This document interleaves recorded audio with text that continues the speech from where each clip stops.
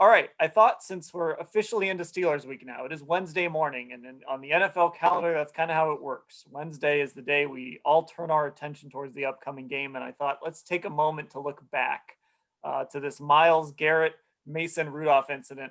I do want to ask you guys this.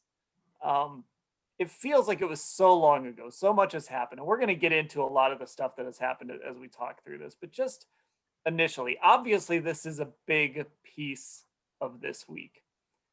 If you kind of travel back in time though a little bit, does it feel as big as you thought maybe it would have, back when it all happened? And of course, then the Browns played Pittsburgh a couple weeks later. Or do you feel like it's faded just a little bit? I guess to me, and maybe it's just because we're not into the week yet and things are so different, I do feel like it's faded just a little bit in my mind. Yeah, I would have to say I think it's faded.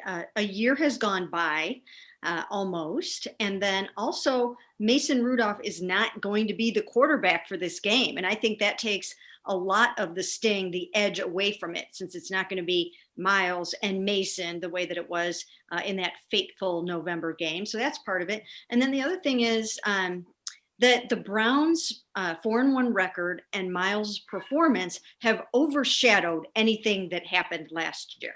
Now, I think if Myles were struggling, if the Browns were struggling, then we might look at this and say, oh, he hasn't been the same since then. He's a different player. And he is a different player, but in a good way.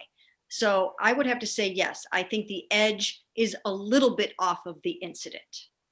Yeah, I think you're right about Myles' season so far kind of changing the storyline a little bit. And I think the fact that it happened here in Cleveland and it was something that a Browns player did, you're going to a game this week where it's in Pittsburgh. If say it had been reversed and now the Steelers were coming back to Cleveland and it had been, Bud Dupree who hit Baker over the head or something, I think it would be a different scenario. But it's just the way it happened. It happened at home, and now everything's kind of going off to Pittsburgh. And as we saw in the second game last year, Pittsburgh, it wasn't as much of a big thing in Pittsburgh when the Browns ended up playing them a couple weeks later as maybe we'd anticipated. So maybe even, before the season ended, it kind of changed a bit.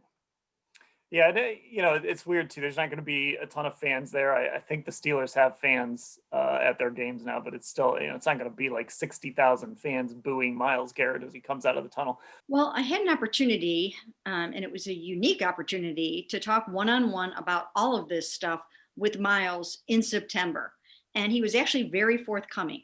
And what I discovered during that interview is that he is a completely different person. This was a turning point in his life, and a major one. He contemplated quitting football while he was out on that 6-game suspension.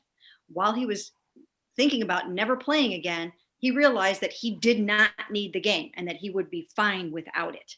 And therefore, I think he comes back with a renewed vigor and a renewed appreciation, knowing that it could have been completely taken away from him. So he is grateful to have it, but also knowing that he can walk away and that he isn't just football. And that's not what he is all about.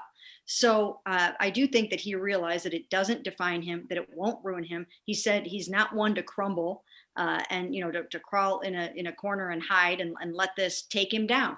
He was raised by very great parents who instilled all kinds of wonderful values in him. I think it made him want to give back more to the world, and we've seen him do that. We've seen him be very active in the social justice arena. One of the biggest things that I've seen in Myles is that he's gotten a lot closer to his teammates. He is a leader on that football team. The other component of this that I do think has been a factor is, Myles came out, first in that, we knew that he suggested that there had been a racial slur. And then when he came out in the ESPN interview with Mina Kimes and actually said, that Mason Rudolph called him the N-word, I think that took the edge off of what he did for a lot of people. It didn't excuse it, and he didn't want to be excused for it. But I do think that it sort of explained it a little bit for some people, even though, and we have to be very clear about this, Mason Rudolph vehemently denies saying that. Now, when I did the interview with Myles, he said he wants to clear the air with Mason Rudolph. I don't think that's going to happen. I even asked him this: how can you clear the air when you say that he called you that And he said he didn't. And he said, well, we can just agree to disagree. That's not going to happen. Okay. That is not going to happen. You don't, if he doesn't feel that he said that, or he says he did not say that, and Myles said he did, I don't see any reconciliation coming whatsoever until they get some resolution on that. And I don't think we're ever really going to have resolution on the he said, she said thing. But I do think that the racial slur allegation kind of gave it a little bit of a different spin. Yeah, I don't even think kind of. I think it did.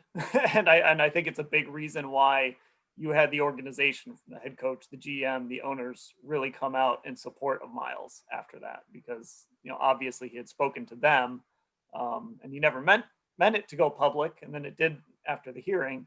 And I think that was sort of the first indication that, everybody kind of had this suspicion, was something said? Did Mason say something?